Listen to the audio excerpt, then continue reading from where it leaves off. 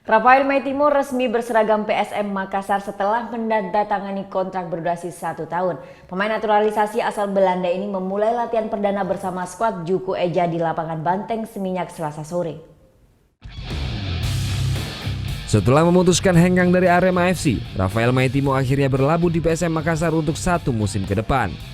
Pemain naturalisasi yang memiliki 21 caps di timnas Indonesia ini menolak tawaran 5 klub lainnya sebelum bergabung dengan Juku Eja. Gelandang serba bisa ini memilih PSM karena keseriusan manajemen dalam membentuk tim berkualitas.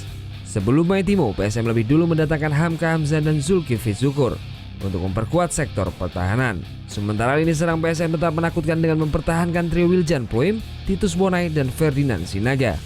Pemain berusia 32 tahun ini pun optimis PSM mampu bersaing dalam meraih gelar juara kompetisi Liga Indonesia 2017. Pertama, untuk bikin fans happy ya di Makassar dan individual target. Ya, kalau bisa saya mau juara. Saya pikir kita punya tim cukup bagus dan mudah-mudahan ya, kita bisa bikin sukses musim ini. Sang pelatih Robert Rene Albert menilai kehadiran Maitimo akan semakin memperkuat lini tengah yang sebelumnya dihuni Rizky Pelu, Syamsul Khairuddin, dan Rashid Bakri.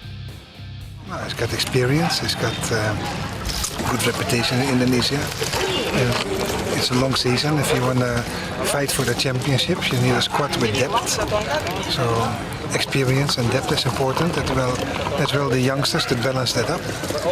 So that is why we bring in Rafael to have good balance in the team.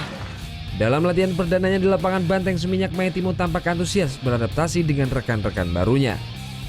Muhammad Hasanuddin melaporkan untuk NET.